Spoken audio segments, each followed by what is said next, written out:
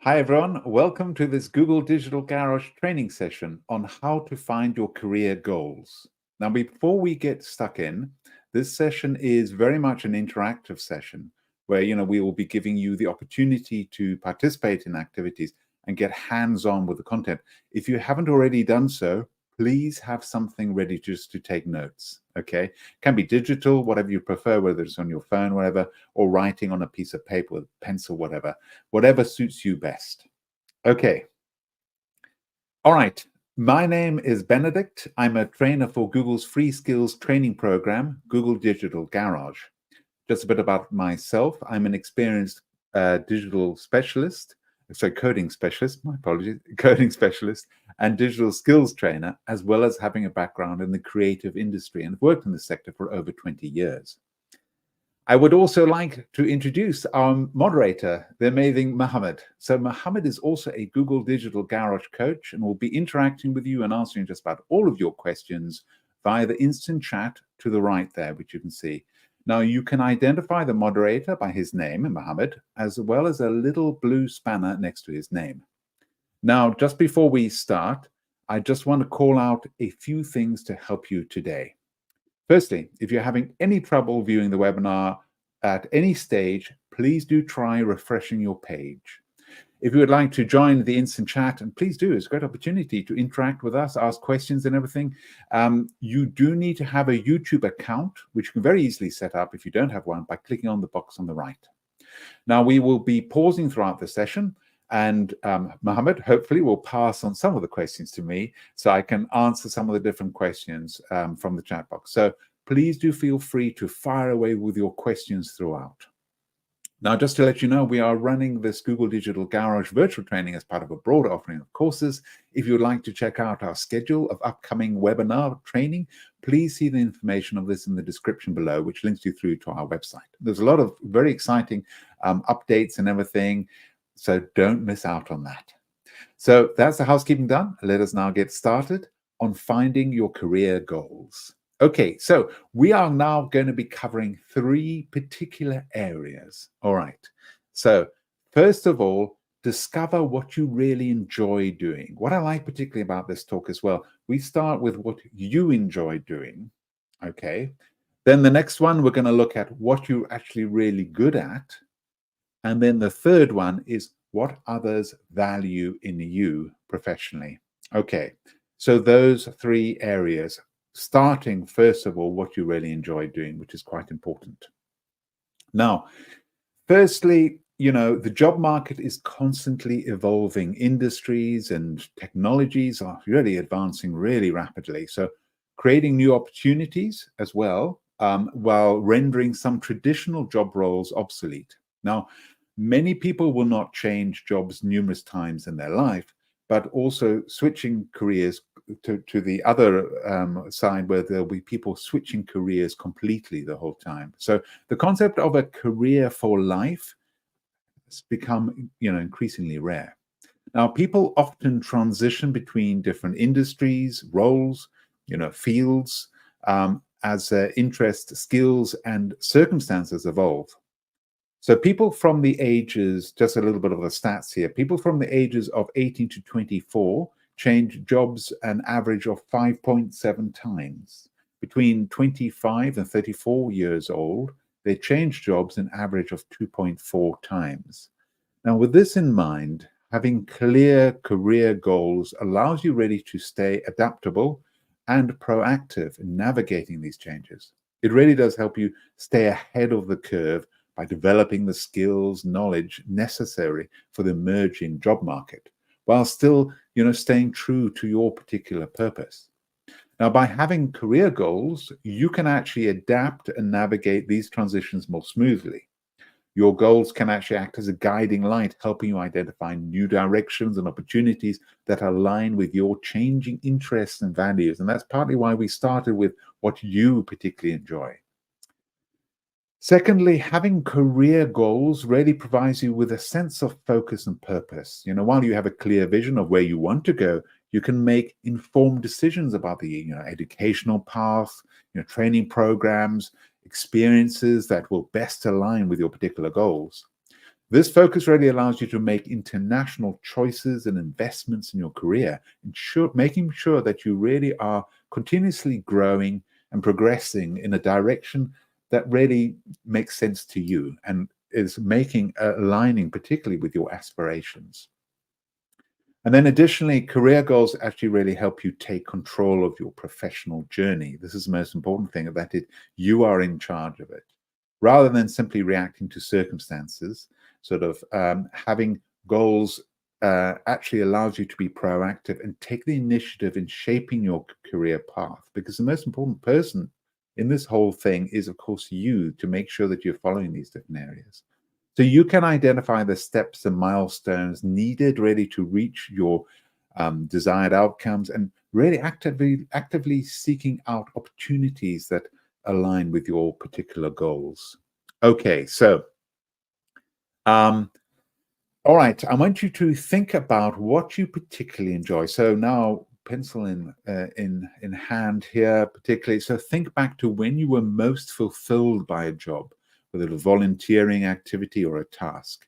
It can be any time in the past or present. Now, please note, we're not only talking about a job. We're talking about volunteering activity, a task, maybe something in school, maybe something in university, maybe something in college, whatever it might be. And, what are we actually doing? And what is happening around you? And how much of your fulfillment? So all of these different areas. And the interesting thing as well, I don't want to so if you write that down, if you share that with us, that would be fabulous. Because I know some of you sitting there, so please do take part in that and share that with us, because this is largely as well a self-discovery process. So it would be really good and really helpful for you, particularly so you walk away with something which is something you've put in here. I mean, obviously, I know I'm giving the talk, I was answering all the questions, but if you can share with us, that'll be fabulous. So, purple, blue, red 100. What do I mean by fulfillment? Okay. Something you really feel good about, that's something you really enjoy, that's something that when you did it, you got the most out of it. It was the most purposeful, it's something you got something out of, something you enjoyed, something you thought, if I had this kind of work again, I would really enjoy it. So it's really from the personal standpoint. So the fulfillment is personal fulfillment. Thank you, yes, Mohammed. Exactly. You felt really good.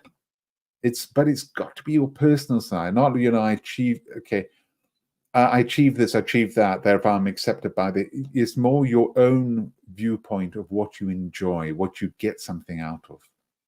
I hope that helps you. Purple, blue, red 100. And also, please, people, if you can share with us where you're signing on from, that would be fabulous. So if you can just put, obviously, if you're down as purple, blue, red 100, that's fabulous. But if you can share with us your name, you're welcome, purple, blue, red 100. So you can share with us your name as well. I will try and remember it. And also where you're signing on from, that would be fabulous. Because the more we can, excellent. Oxford, Bugs Smith, excellent. Welcome. Great to have you here. And of course, purple, blue, red 100 as well. Great to have you here. Priya, welcome, Priya, from Singapore. This is fabulous. It's great to have you in different parts of the world and everything. You're welcome, Bagsmith. Yes, so do share with us. It's really nice because then you can really interact. And of course, I'll keep an eye when you are interacting. I'll come back to that. I can always see the chat. So, there will be an opportunity for you to share all of these different things. Okay. I'm going to move on now to the next. So once you've actually decided on something which you got something out of, so the fulfillment. Now, maybe we'll take a little bit more longer on this starting process. If you can share with us, that'll be great. So I'll give you an example. Maybe when you were, I don't know, part of a football team, for example, and you were organizing it and you were maybe even giving advice to some of the people. I don't know. I'm just imagining here. Or maybe you were the forward and you were working together with them as a team. I mean, it doesn't have to be team. Or I'm a composer, for example, I compose for films. So something I get a lot out of is when I am actually working. Sometimes I'm often on my own. and I'm composing for films and I'm working on the different sides. I think probably the same time, probably the nicest moment is when I'm working with the directors right at the end, the final points, the final elements that I'm putting together and everything, which I enjoyed a lot, because then we're really putting everything together for the final thing. Okay, so any of those, that would be fabulous. If you've written it down in your pads, that's absolutely fabulous. If you can share with us, even better. Because the big thing is you've got to work out where from your standpoint, which is very, very important. Okay. So now there are 3 key elements to a job that you can actually find fulfilling. Oh, excellent. Welcome. Is it Bomaram from India? Wonderful to have you. It's great to have you here. So there are 3 key elements to a job that you could actually find fulfilling. So first is something that you really enjoy, something that you actually find pleasure in. Then the second is something that you're really good at. Does it naturally play to your strengths? Now, an interesting thing with strength, you've got skills, for example. Let's say you've got a degree in something, and let's say you've got a certificate in certain things. Now, those are skills. Strengths are things which you are just good at naturally. Now, the interesting side of this is that a lot of people would go, if they asked their friends, because we will come back to this anyway, but if they ask their friends about, what would you turn to me for? What am I good at? They would be surprised often with the different things, and well, that's obvious. And people would often say, well, no, it's not. So it's a strength which is like, it's just a skill that, well, not a skill. It's almost part of your personality. You just have that strength, and you can't imagine people paying you for. So it's quite important with this something you are good at, that you really do think particularly about your strength. Now, we will come back to this later. Okay, and then the third one here is, of course, something that people value, that there is a market for, and that someone somewhere will be happy to pay you to do it. Now, the interesting thing is, when we go job searching, often we're looking from the third point first. Therefore, what can I do? What kind of job can I get that people will pay me for? Rather than thinking from the start with something I actually enjoy doing, something I'm actually good at, and then something people will actually pay for. So we're going to look particularly from that side, starting with what you get fulfillment from, what you particularly enjoy. Okay. So, and also now with this Venn diagram, let's look at the intersections of these different categories. All right. So, if you only do something you're good at, these are, for example, practiced chores, for example. If you only do something you enjoy, these are things you do just for fun.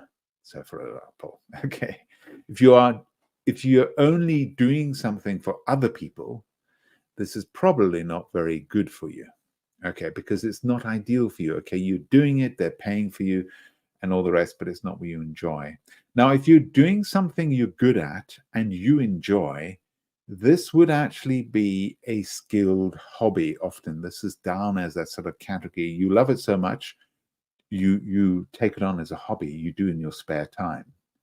And something you do for fun and something people value would be a low skilled job that, while enjoyable, would probably not challenge you much. Okay. And then doing something you're good at and something people value might become a little bit boring. Okay. It's where all of these intersect that you find your ideal career. Okay. Now, don't forget, when I finished giving this talk, you have access to this talk, same URL and everything, up to 24 hours after I finished giving the talk. So you can come back. Obviously, don't go back now. You need to wait till the whole thing's finished. And then, of course, you can go back to particular areas which you maybe didn't follow, and then of course take notes on that. Okay. So today we're really going to investigate the 3 areas in turn to put you on the path to finding the career that allows you to really find fulfillment. Now, there are lots of other ways to look at career fulfillment, but this particular theory has been inspired by the Ikigai method. So this is the Ikigai method, and the ideal career here, right here in the middle, is all of these combined. Some things that you enjoy doing, you're good at, and people value. So this is particularly the ideal one that you're going for. Okay. So before we actually, dive deeper into, investigation of each of these circles, I want you to think about one more thing. What is your top motivator at work? Obviously, we have to earn money to survive. But once we actually earn past the base level, we need to, buy the basics, food, water, shelter. What motivates us to actually improve our performance and strive to do good work. So what is the top motivator at work? Okay. So it could be recognition of your work, benefits and bonuses, a sense of purpose and meaning in the work you do, or the company culture and a sense of teamwork. So if you share with us, so this particular one here is the Ikigai, Ikigai, Ikigai. There we go. Samia, is that correct? I'm working on your pronunciation there. I hope that's correct enough. So there we go. Ikigai. Thank you very much. Purple, blue, red there. So it could be particularly, for example, the recognition, the work, benefits, bonuses, a sense of purpose and meaning in the work you do, company culture, sense of teamwork, sharing in the chat, So if you could share some of these different things, that would be fabulous. So please do share with us what your particular top motivator. That would be really interesting. Now, while money, of course, is certainly important, but it's not enough to make work fulfilling. We need other things to make work fulfilling. So we're going to focus on things other than money for the rest of this particular session. All right. So we've got the recognition, benefits and bonuses, sense of purpose, company culture. So those 4 areas could be the different areas that are really, inspiring you, motivating you to do extra work, to work harder, put time in with your particular work. Okay. So something you enjoy doing. We're going to go back to the first circle, something you enjoy doing. Now, get your note-taking equipment ready. I mean, obviously, do share it with us as well. That would be fabulous. If you can, set out 2 columns on your page. So set out 2 columns on your page. All right. So the first step in our activity will be to find words or phrases that describe things you really enjoy. Okay. Now we're going to look at a few on the next slide to help get the ball rolling. Okay. So what words or phrases describe things you enjoy? So write down in that first column there. Okay. So what do you enjoy doing? All right. I want you really to think about the exact tasks and activities that you enjoy rather than try to identify professions or jobs. Okay, so this is just you.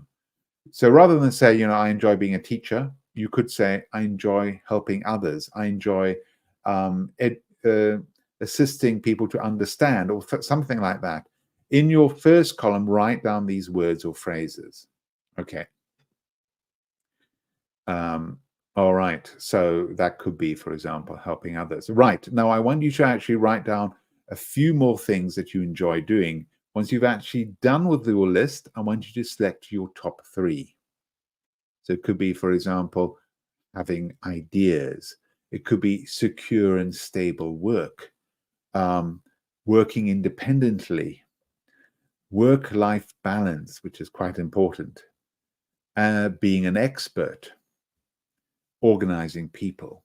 So these are some things to give you ideas to get you started.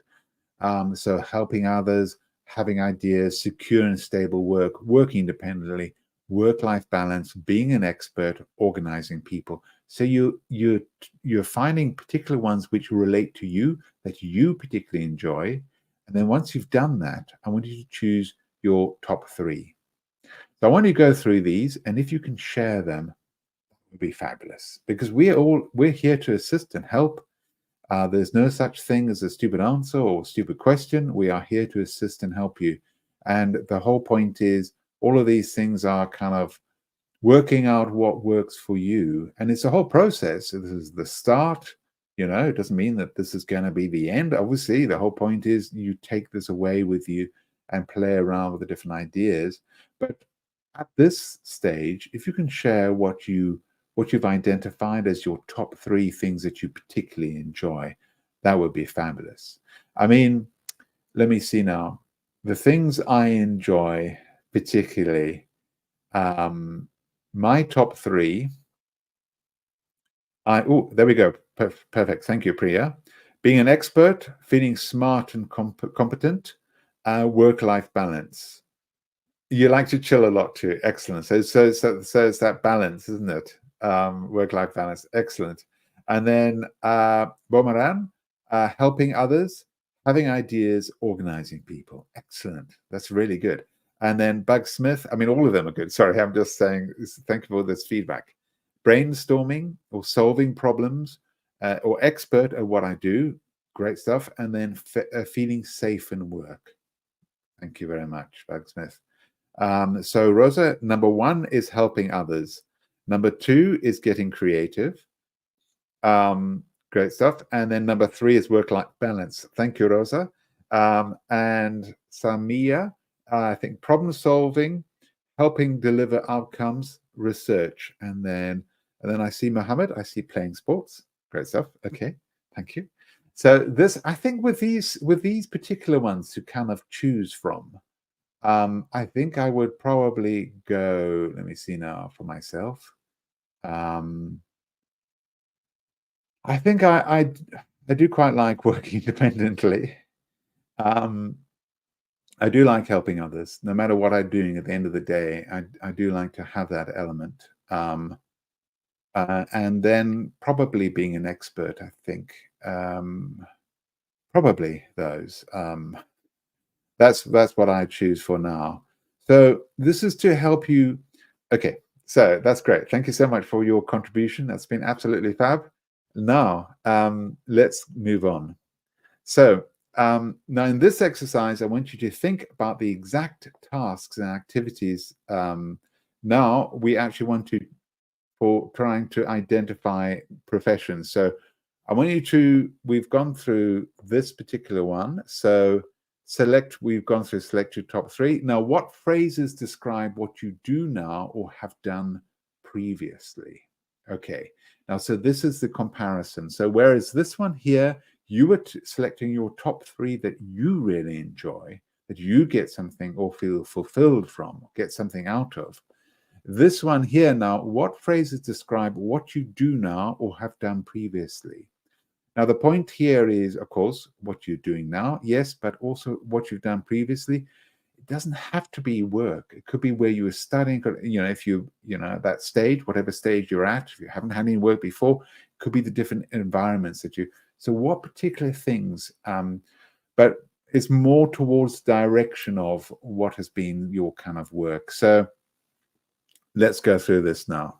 So what have you done previously? So has it helping others? So we're going through all of these and all of those particular ones. Now you're going to choose from those. You're going to choose the 3 that you were actually used in your job now or in your job previously, whichever it might be, whatever is most applicable to you. Now, as I said, if you haven't had work or then find the activities that you've taken part in to assist and help people, volunteer work, whatever it might be for charity, that's fine. The whole point is apply it now to what you've been working with now or previously. Okay, choose your top 3. Okay, if you can share that, that would be fabulous. I'm just thinking with mine. Let me see now. Helping others, because of course we give talks and everything. We're mentoring, to a certain extent, being an expert. And let me see now. Having ideas, maybe, possibly. Assisting people. But if you write down your top 3, that would be fabulous. Thank you. So I'll give you a chance to fill these in. As soon as I see some, I will start reading them. So please do share that. So Bugsmith, let me see now. Helping others, having ideas, working independently. Excellent. Thank you. Rosa, helping others, having ideas, being an expert. Thank you very much, Rosa. Let me see now. Any more? He said eagerly. You might be still writing it down in your columns and everything, and then transferring it across to the chat. So just give you a little bit of time, and you might need to mull over some of these different things. But if you can get it there as soon as possible. Priya, helping others, organizing people, working independently. Thank you very much. Excellent. Okay, Bamaran, the same. Excellent. Helping others, having ideas, organizing people, solving problems. Great stuff. Thank you, Bamaran. I hope I'm pronouncing your name correctly. Anyone else? That's fabulous. Thank you so much. So now let's have a look. Now is the big thing. So you take a look at your 2 lists. Okay. You know, where are they actually the same? Where do they differ? If you find that your 2 lists are very different, you might have experienced dissatisfaction, of course, at work. If they are quite similar, you might be a little closer to finding your ideal career. Now, of course, everyone is different, and obviously, in a healthy workplace, there are a range of different people, who enjoy different things. It is really important for you to think honestly and actively about what you really enjoy at work. The more you do, the more you can actually deliberately seek those things and prioritize them over other activities with the kind of work that you're taking on.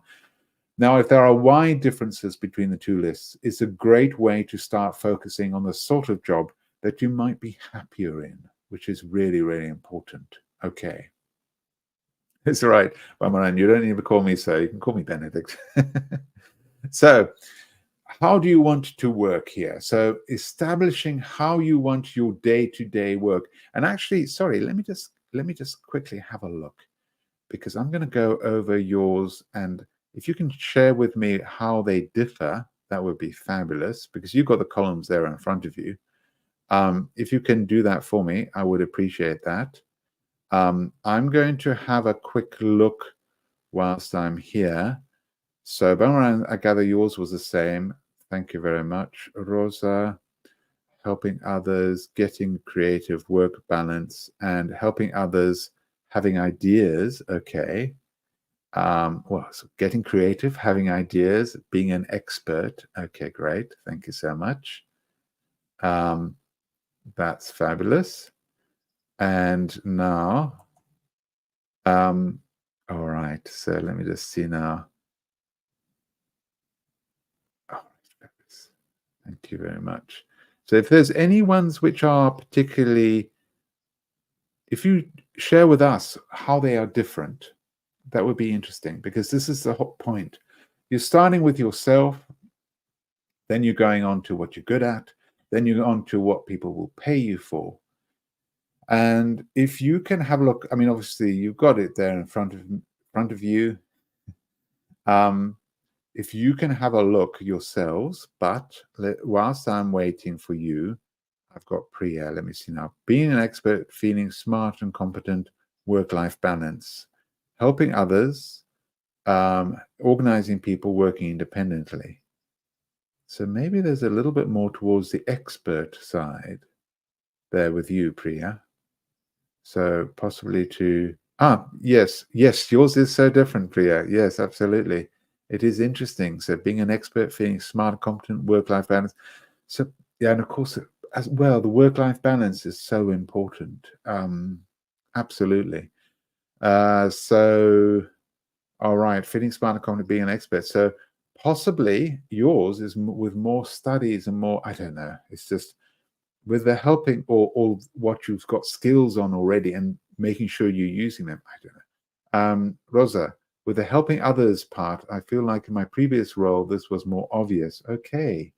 Part of my role was designing training materials to help my colleagues deliver and service to the public. Great stuff. And in your current role, you feel like this is not as obvious. Okay. Do you feel you miss that side, Rosa? That you sorry, and it's a bit bizarre. I'm having a conversation with you whilst you're having to chat to type. But would you have said that with this? Um, you know, do you feel you miss that?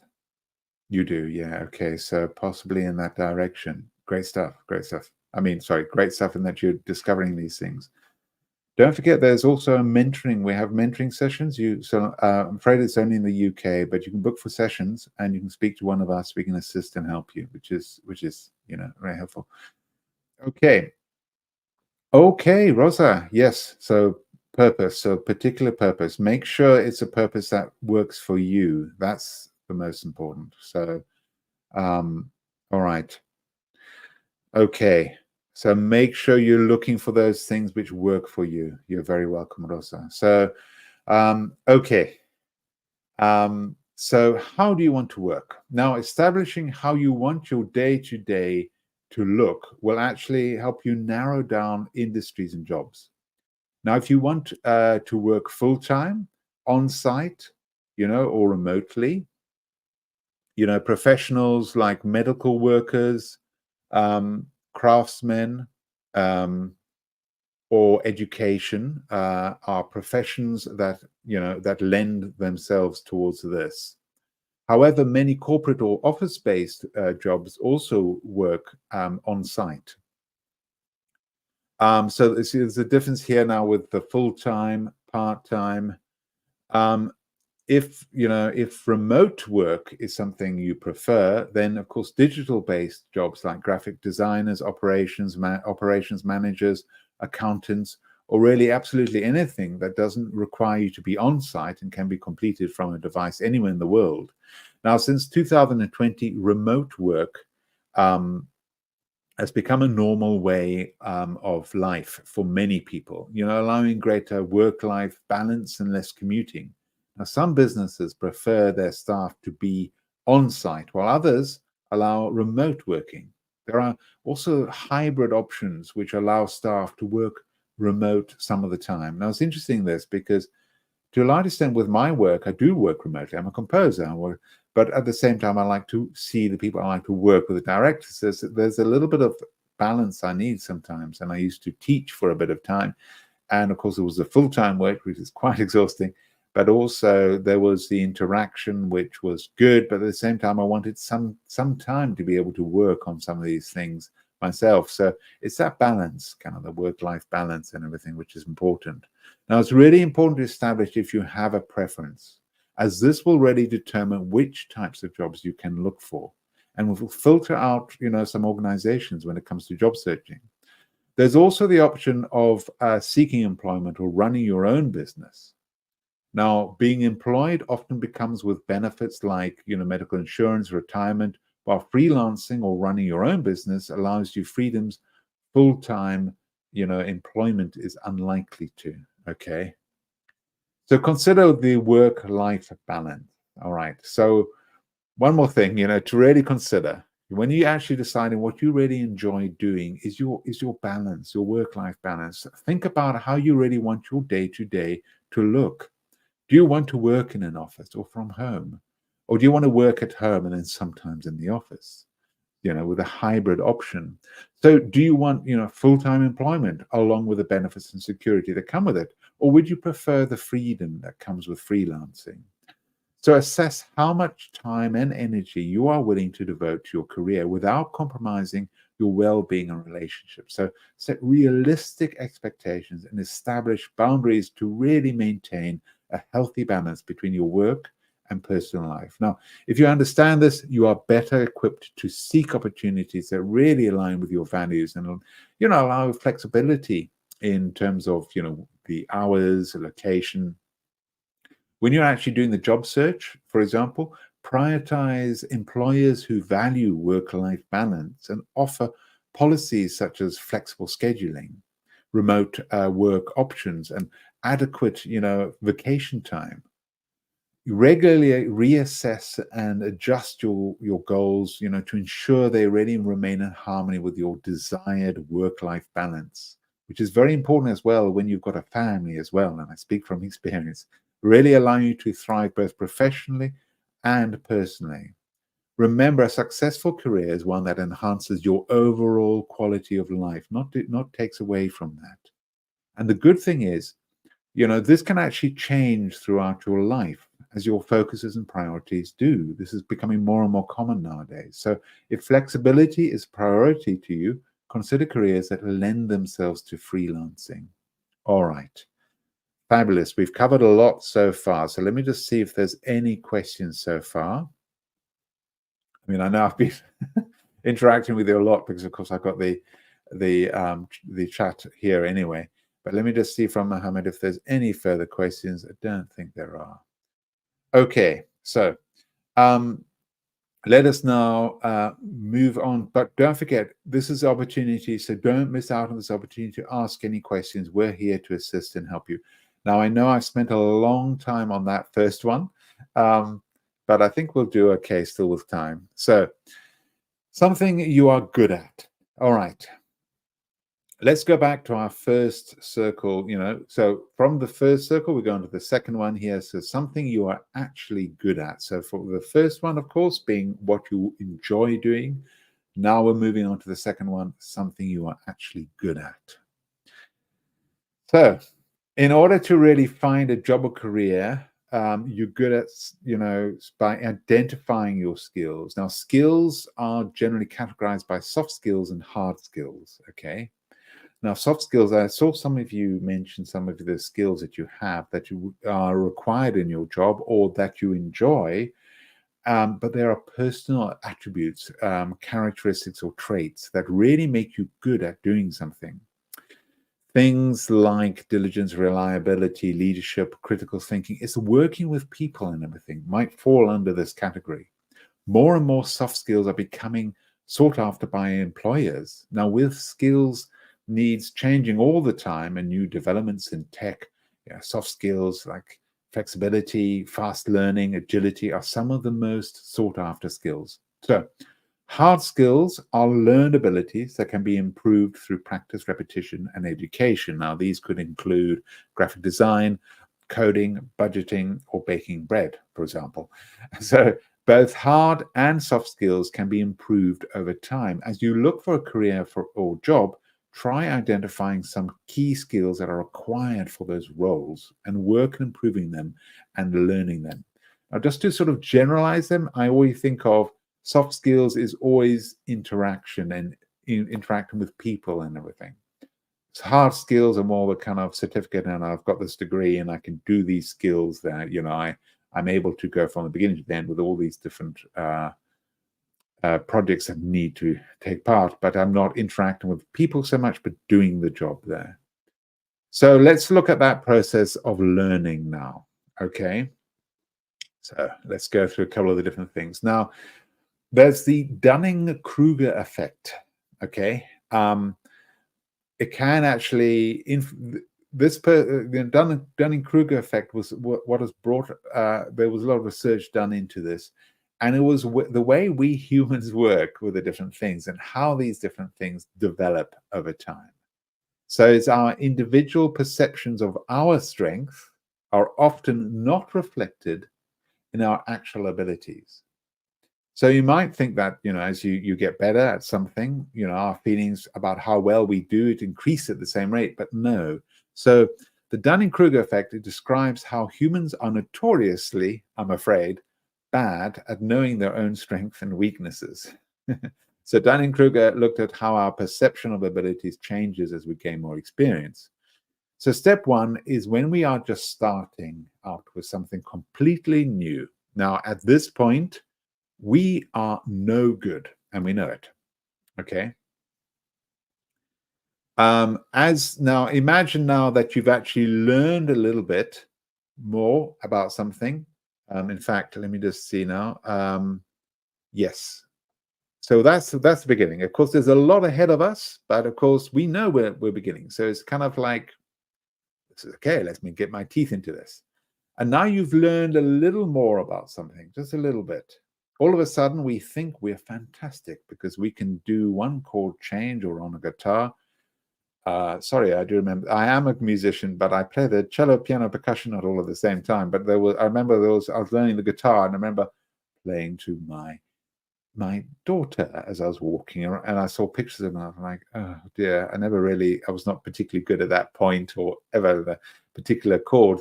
But it's just quite funny when one looks at the different sides one sees, and you think, oh blimey, I thought I was just so fantastic at that point. Or a simple sum in a spreadsheet, for example. So you've just done that.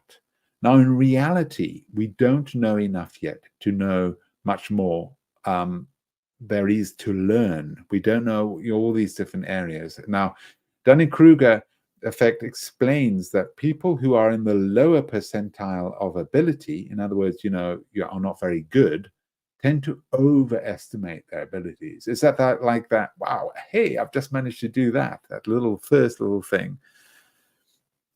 Now this over here, over time, this actually works in the opposite way too. So often you are actually quite good at something, you're likely to underestimate your abilities. So at first you think, wow, I achieved that. And then suddenly you're like, oh my God, there's so much more to learn.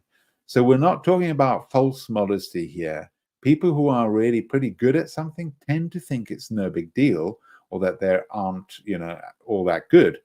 Now, this is maybe because you now know just how good other people can be and how far there is for you to actually go. So the beginning is like, whoa, I'm just so amazing. And then suddenly it drops and think, oh, I've got so much further to go. And then, of course, the final stage is that once you actually attained an expert level of skill, you are much more likely to correctly evaluate your actual abilities. Now, what all this means is that to truly understand our strength, now this is particularly with strength, it's not like got a certificate next to it or whatever. We really have to look outside ourselves. Okay.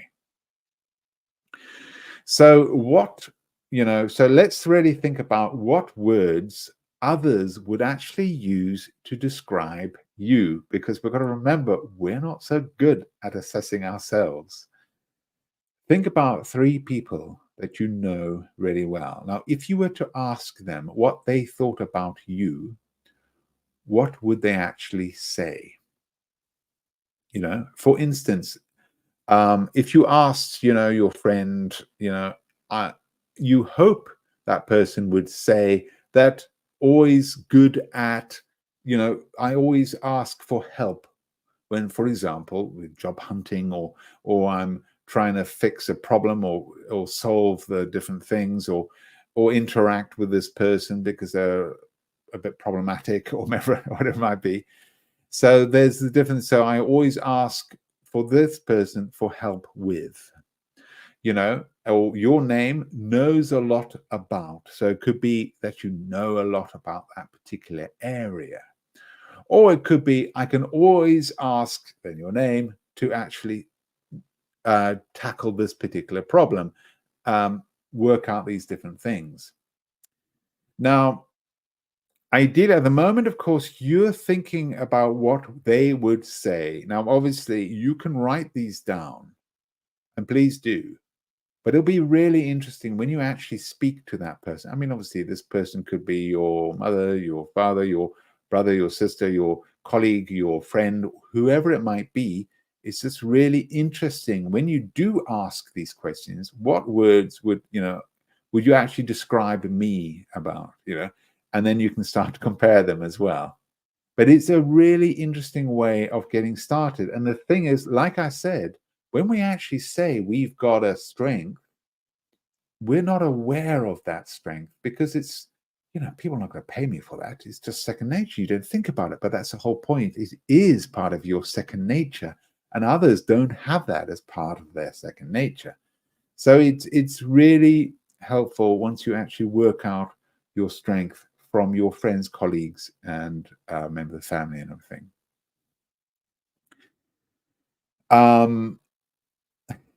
Sorry, I see Priya's there. Actually, great response there from Mohammed as well. So what you enjoy, what makes you happy, go for those first. Excellent answer there. Thank you, Mohammed. I am pausing for questions. That's why I was particularly looking at that particular question there. Yes. And one of the big things, Priya, as well, is ask your friends, ask your colleagues, where do they turn to you? This is a big thing, because we don't think that's a skill when it's just second nature. People don't pay me for that. Come on. So it'll help a lot going through those different things. Please do fire away with any questions. I'm here to assist, and so is Mohammed. Mohammed's there, just answer that question there, and we're here to interact with you. So do fire away with any questions that you might have. So we've covered it already. You're welcome, Priya. The Ikigai to assist you, and then also there's now Dunning-Kruger effect to the way we kind of learn things, because it's always difficult to assess ourselves, I'm afraid, and that's why one always needs someone else to give some feedback to one, because often we can get our assessment of ourselves very, very unclear for ourselves. Okay, so if there's any questions along the way, do fire away, because we're here to help. Now, of course, we're on to the third part, which is something people value. So now we're on to the third one. Now we're working out, okay, we've already gone through what you enjoy, what you get fulfillment from, and then the second one, what you're good at, and now the third one, something actually people value sufficiently to actually pay you. And this is kind of like the reverse psychology of what you're normally doing when you're searching for a job, because you're working out for yourself, which is so important nowadays. Okay, let's have a look now. So something people value. All right. What people actually value can range from jobs in need of people, skills, or knowledge that you could actually bring to your current role. So data analytics, for example, and web development or IT are the business areas with the greatest need to address potential skill gaps, for example. IT, supply chain management, financial management, the fastest growing field. So there's a certain demand for these different things. So ask yourself, where would I be of value? In other words, in what profession or industry? To whom would I be of value? Which business or organization? And why would I be of value? What skills and value can I offer? This is particularly where you speak to your friends and get feedback, so they can really tell you how you were really helpful in that particular situation because you organized everything or you tidied everything whilst they were doing X, Y, Z. Whatever it might be, that particular strength that you have, it's so important to work out these different things. Okay. We're going to have a look at some case studies here now. So we're going to share these 3 stories, people who actually found their job by looking creatively for where what they actually enjoy and are actually good could really be valued. I think this was the days when we had stores far away from, well, not far away, but I mean, quite far away from the center being London and everything. So we would have different stores and we would help people and train people and all the rest. So it's quite nice face-to-face.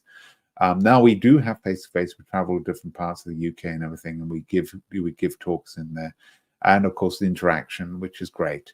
But with this particular person, so Abby worked in technology at a large entertainment business and used to make cakes to bring in for her colleagues. Now, they were so good that she decided to start her own business, Abby's Pantry, which started in London and has now moved to Edinburgh. Now, Abigail's story is a classic one of knowing you enjoy something, in this case, baking cakes, finding that you're really good at it, getting great feedback from the colleagues at work she baked for. This is so important, very important element. And then turning this from a skilled hobby or passion project into something to make a living out of. Now, Abigail has just started digital training with Google to find, sorry, this is at the time. Now, of course, it's quite advanced, but she did start digital training with Google to actually help find new customers and make her business more visible. So that's a case study we've had, which has been great. Then we've got over here now Claire and Rachel's story.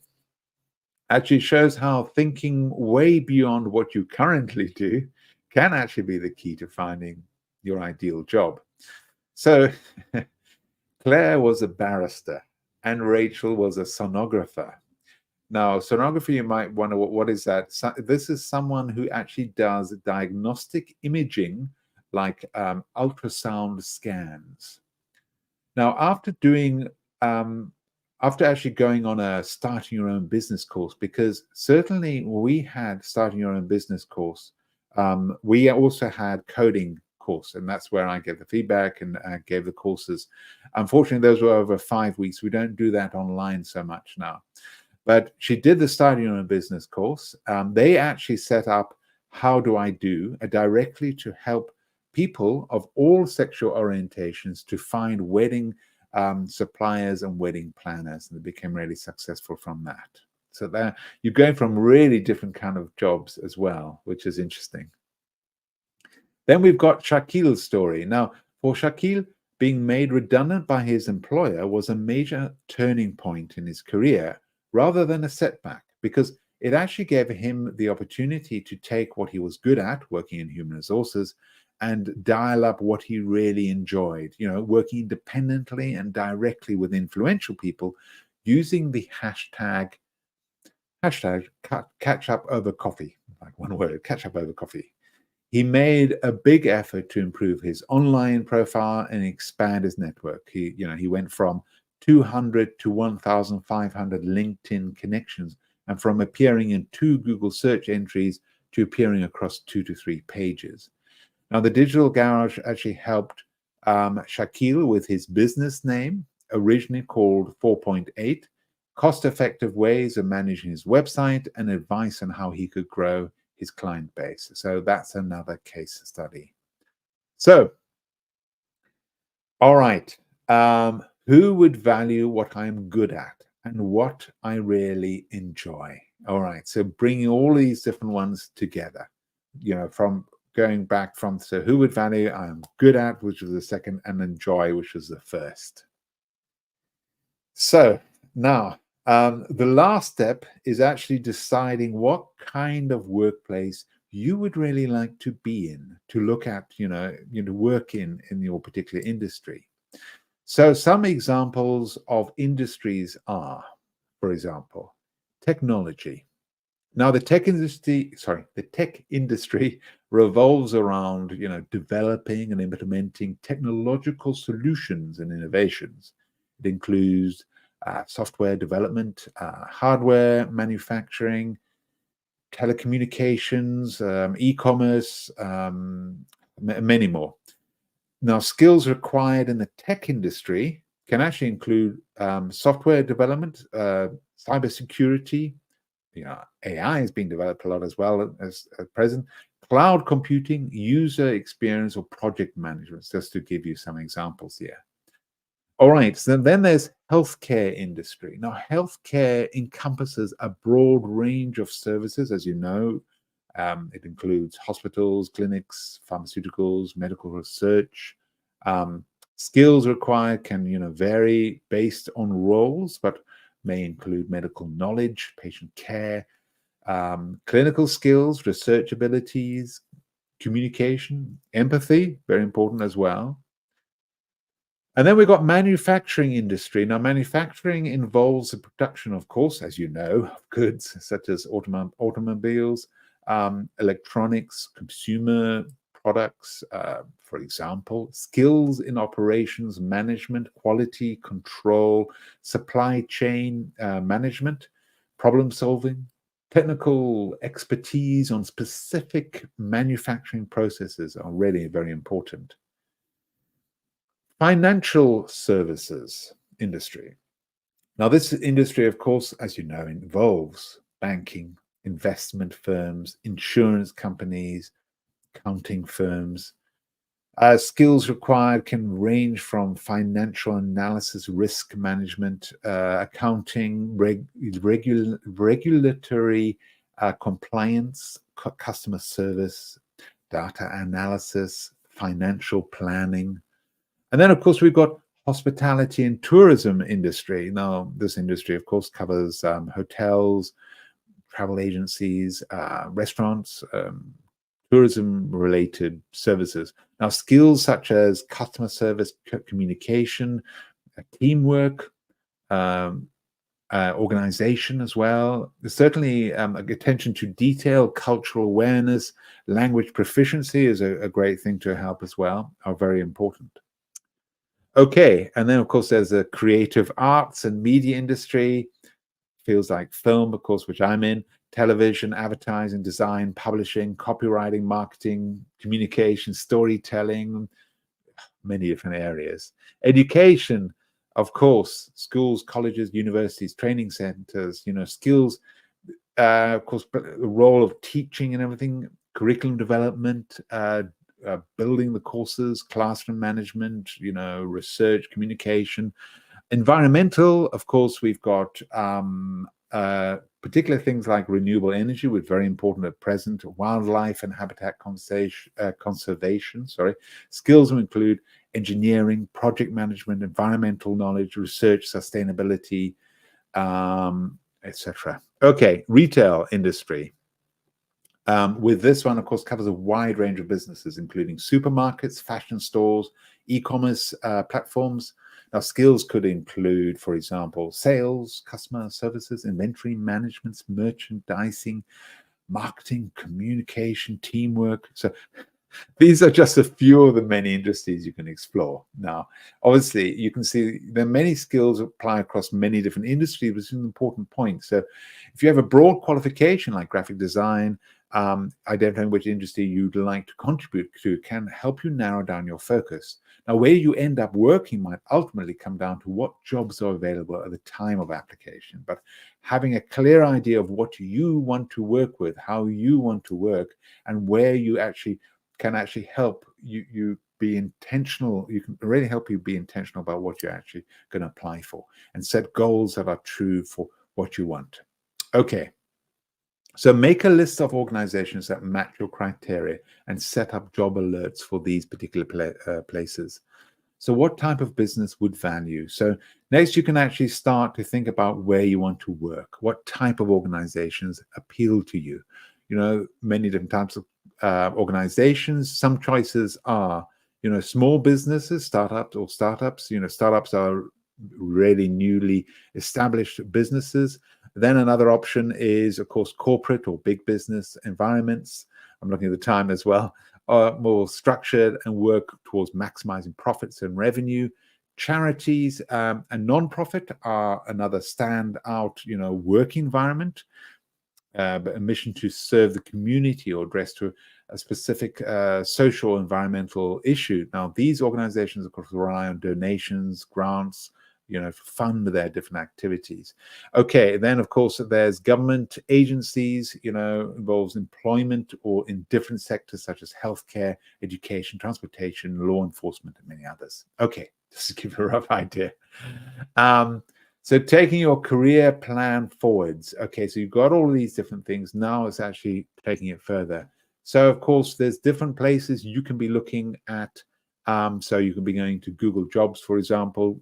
To do this, type in a job title into Google search like graphics designer jobs near me or hairdressing job in London. The result will present all relevant jobs from across the web, from sites like Glassdoor, Indeed, LinkedIn, and other relevant websites. You will see a list of jobs that match your search query. You can now browse and apply for the ones that appeal to you. Now, if you don't find anything appealing, you can set up a job alert. This will actually notify via email when a relevant job is posted. It helps to be an early applicant, especially on LinkedIn. So setting up alerts is a great way to get a head start. Okay, so search for jobs on LinkedIn.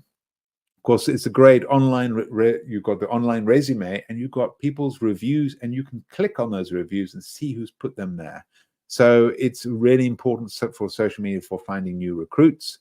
You can showcase your skills, communicate with the different people there. You can have little different posts and everything. Okay, I'm having to move faster here. Then, of course, you can look in the different freelance marketplaces, of course, Fiverr, Upwork, Freelancer. And then, of course, moving your career forward takes continuous small steps. Okay, the next few slides, we're going to look at a various frameworks used by employees at Google to actually help you move your career forward. Firstly, start by making a to-do list for your career for every quarter, twice a year, once a year, and one off. You can actually include things like updating your CV, LinkedIn profile, having a development chat with your manager, exploring learning opportunities, and so on. And then next, consider how you can develop your leadership skills. So ask for feedback from your immediate peers, offer to help with interviewing for your organization, record a video of yourself teaching something, put it on YouTube. There's so many different areas you can use. And then, of course, with the basic plan, now, first you start with the goal. What is your development goal? What does success look like? Then consider the benefits. What will be the benefits of the change for you or others, for the wider business? Go through these different steps and everything that you set up. So the benefits are improved decision-making, enhanced problem-solving. So you can be going through all of these different areas. There we go. So you've got the different benefits of all these different areas that you're going through. Sorry, I'm having to rush a little bit. Don't forget, you can come back and see this. And then, of course, the question, so the next template helps you use, so some questions you could use to ask yourself are, what in the next skill I want to develop, what the next experience I want to have, for example. And then for each goal, ask yourself, what do I want to achieve? How will I get there? How will I know when I've gotten there?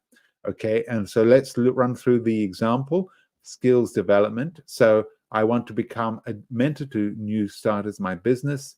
And then we've got all of these. How will I get there?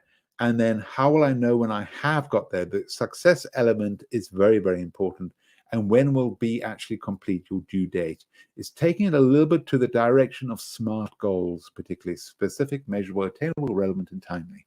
So what are some of your career priorities? Learning new things, adding to my experience, meeting career goals, work-life balance, pursuing jobs. So all of these different things, you'll be looking into, feeling valued, maybe particularly, being promoted, money and benefits, interesting work, travel opportunities, exposure to executives. These are just some of the different things. Then the priorities plan that you're really wanting to be working through. So once you actually brainstorm some priorities, select, so you go through these processes. So for example, if your priority is to learn new things, you could be perhaps developing your skills immediately, rates, and then you can go through these 3 months, and then you're rating each of these as you go through. Pausing for questions. We'll run over time. My apologies to everyone. So I've gone a little bit over time. Don't forget, you can come back to these and have a look at any of the different slides once I've finished, up to 24 hours after. Okay, we would love your feedback. So we've got these ones here. So if you just scan these, other than, of course, in the chat, you can go through all these different things. I'm afraid you can't get a copy of this presentation. No, I'm afraid it's all copyright and everything, but you can go over the talk up to 24 hours after I've finished. And you can book for another session, and we give the same talk, obviously from different standpoints with our different experience. Now, okay, so everyone, we're going to wrap up. We're out of time. Literally, we're over time. If you'd like to carry on learning, there's Google Digital Garage website, to 24/7 for the different online courses. Please do provide the feedback and everything. And if you have any questions, obviously fire away. Thank you, everyone, for joining today. It's been fabulous having all of you and all of you interacting and giving us feedback and all the rest. It's been fabulous. Sorry, I'm a little bit over time on this session, but do book for another session, and we hope to see you soon. Thank you.